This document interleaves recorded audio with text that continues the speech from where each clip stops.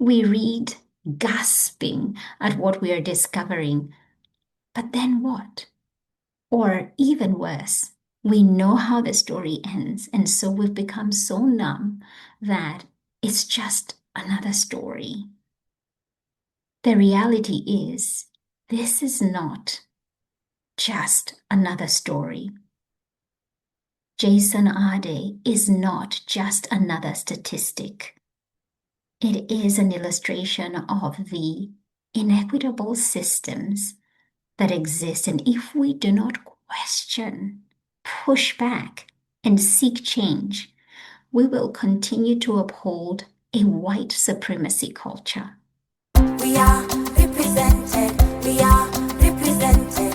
We are represented. Welcome to Represented, the podcast. I'm Aniki Shuru, racial equity coach for online business owners who want to be intentionally inclusive by building a business that is racially equitable. I created this podcast to normalize a conversation around racial inclusion so that fear is no longer the barrier that gets in the way of doing this work. This isn't about perfection, it's about progress. Whether you're taking your first steps or you're well-versed in the journey towards racial equity, this space is for you. So welcome home, friend. Let's get started. From coast to coast, around the globe, we are represented.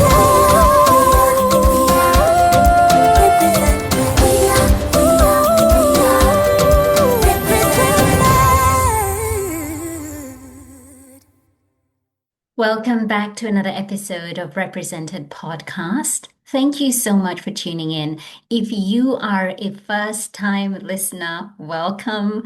My name is Annie Gishuru and I'm a racial equity coach. I support online business owners to build businesses that are racially equitable so they can be intentionally inclusive.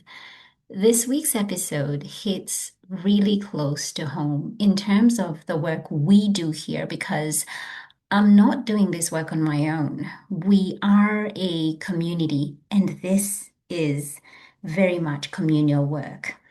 I'm not big on following the news. In fact, I stay away from the news, but some stories just seem to find their way to me, and Professor Jason Arday's story did.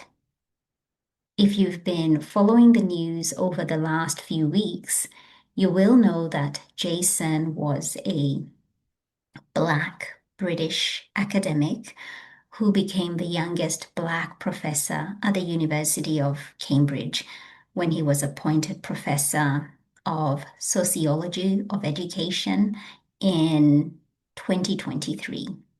He was autistic, the son of Ghanaian parents, and his story had been celebrated widely because of what he had overcome to reach one of the most prestigious universities in the world. Yay, right? Then came allegations around plagiarism of his thesis and questions about other parts of his academic and personal story emerged from there. Some earlier plagiarism complaints had already been investigated and were not upheld, although, due to continued scrutiny, allegations and questions later emerged. Cambridge announced an investigation. Jason resigned from his position on the 5th of August, so earlier this month, and 9 days later, at just 41 years old, he was found dead at his home in London. His death is currently being investigated. Police have said that it's unexpected, but not believed to be suspicious. At the time I'm recording this, we do not know his official cause of death. There is so much being said online, and I don't want to regurgitate what is being said and add to the speculation. What I want to talk about is what happened around Jason Arday's life, his story, because it is very deeply connected to the work that we do here, this racial equity work. Because regardless of where those investigations eventually lead, the scale of what unfolded needs discussing. There were stories about his PhD, then his CV, then questions about his sporting achievements, the charity work he did, the kind of childhood he had, his experiences of racism, his autism. His entire life really was being examined. Journalists repeatedly went to his home. Article after article appeared as someone who had once been elevated as this extraordinary example of Black achievement became publicly dissected and scrutinized to no end. I read somewhere that in a period of like 33 days, there were more than 200 articles about him. Nova Reid, who is an anti-racist educator based in the UK and the author of the book, The Good Ally, which if you've been a student of mine, you know I have spoken about that book. We have studied it and certain, themes that come through the book. I've highly recommended it publicly.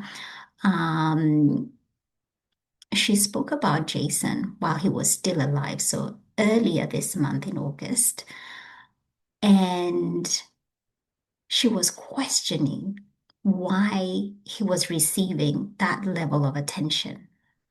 And really, the question here was for us to look at the way Jason's story was unfolding, because the level of attention was unusual.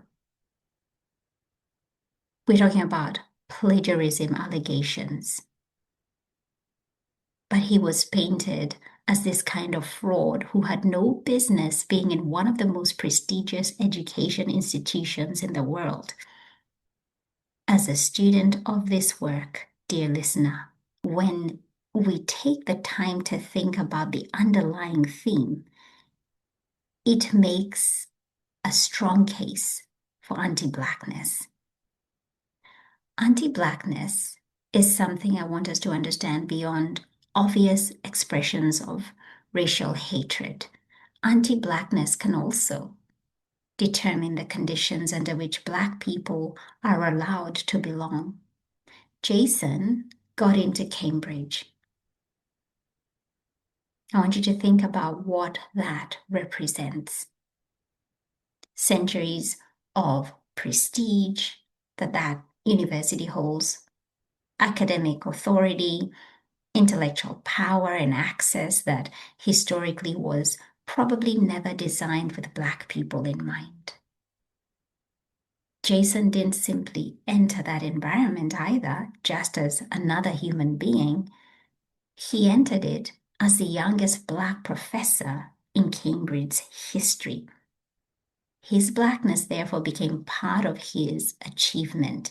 It was celebrated by the headlines, the university itself, and the public. And representation does matter. I speak about this extensively. The name of this podcast is Represented. You see, representation does something. Seeing people occupying spaces from which they have historically been excluded can change what another generation believes is actually possible for them. But what is the cost of becoming the representation? Because Jason was no longer simply an academic who happened to be Black. He was the youngest Black professor at Cambridge, which came with hypervisibility. And hypervisibility makes things a lot more complex to people from marginalized communities. You become very easy to see when you succeed, But on the flip side, you also become very easy to see when you fall. There is an expectation many Black people know quite intimately that if we enter certain spaces, particularly spaces that have historically excluded us, we need to be exceptionally good once we get there, often better than what would ordinarily be required. I've been reflecting on proximity to power and what that brings with it. In this context, how much room are Black people actually given to be imperfect when we are close to power?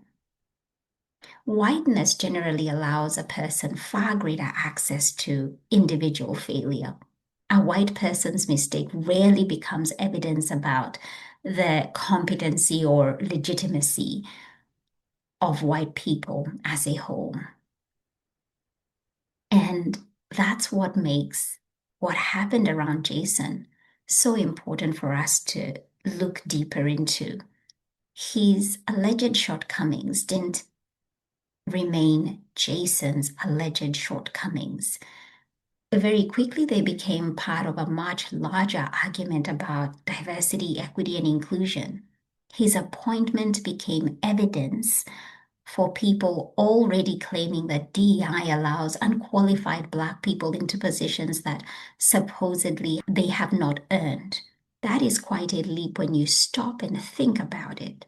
If one Black professor has questions to answer about his academic work, how does that prove that racial equity is somehow failing? According to the data by the Higher Education Statistics Agency, HESA, there are roughly 270 Black professors in the UK. This accounts for about, listen to this, 1% of the total pool of more than 26,000 university professors. At Cambridge, Black academics remain a tiny proportion of academic staff. Jason's appointment was remarkable precisely because Black professors remain so underrepresented. Yet, his individual story has been used within a much wider argument suggesting that diversity somehow displaced merit. This is what makes the current DEI movement so concerning to me, using these allegations against Jason to question whether an entire group should have been there in the first place. Notice the difference between accountability and disproportionality. If someone plagiarizes, there should be accountability for sure. If someone misrepresents their qualifications, there should be accountability. Racial equity is not pretending wrongdoing hasn't happened because the person involved is Black, but racial equity requires us to really lean in and pay attention to whether the same standards are being applied consistently. How quickly does criticism of behavior become criticism of character? And I think because we're so used to the narratives that have been reinforced time and time over and over, we don't question certain things. So when we see criticism of a Black person, it can lead to criticism of their character. Also, to make this story even more complex, let's not forget that Jason was also autistic. He had spoken publicly about being autistic and about the barriers he faced growing up. Autism organizations had celebrated what his academic career actually represented for autistic people, particularly Black autistic people. Race and autism do intersect, and Black autistic people can navigate racism alongside ableism and assumptions about intelligence competence and behavior.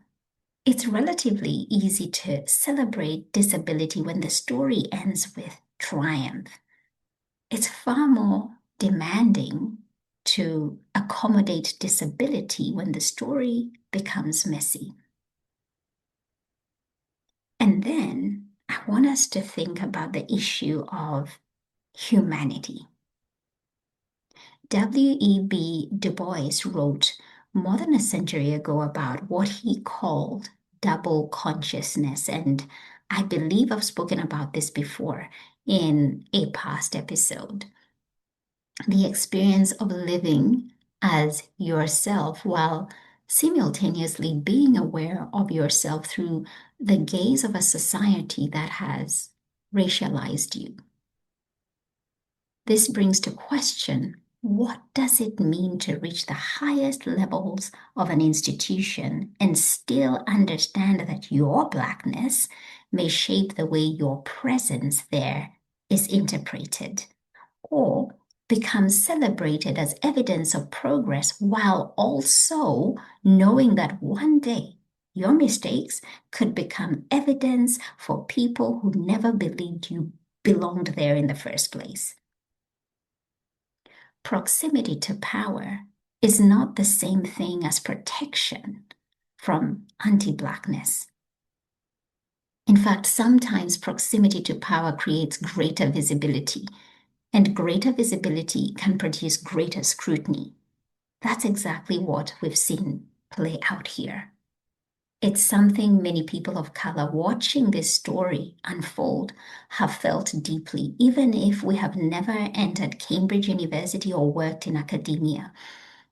There's a familiarity about having your credentials questioned, double checking your work because mistakes may not be tolerated, walking into certain rooms and wondering whether you will have to prove that you deserve the seat you've been given. Seeing a Black person fall publicly and feeling the consequences reverberate way beyond that individual. And if you're white and listening to this, unfortunately, there's just so much in this to reflect and learn from. Like, have you ever worried that your failure might be used as evidence that people of your race aren't qualified?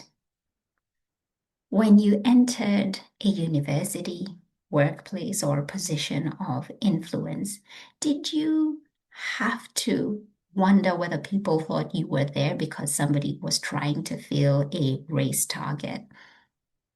We live in a culture where public punishment has become incredibly easy. Someone becomes the subject of controversy, and suddenly thousands of people who have never met them are analyzing their motives, their history, character, their family, their body, their mental health. When things like this happen, where are our values? Where is the value of integrity, respect, compassion? This is where I want to challenge us all as consumers of information. At what point do we begin to use our voices to question familiar narratives where we can see unjust treatment? At what point do we put a stake in the ground and begin to speak truth to power, to the media, to those who are reinforcing a narrative that upholds racism? We read, gasping at what we are discovering. But then what? Or even worse, we know how the story ends, and so we've become so numb that it's just another story. The reality is, this is not just another story. Jason Arday is not just another statistic. It is an illustration of the inequitable systems that exist. And if we do not question, push back, and seek change, we will continue to uphold a white supremacy culture. And so, Dear listener, now that you know, what will you do? Because no action on your part is still action.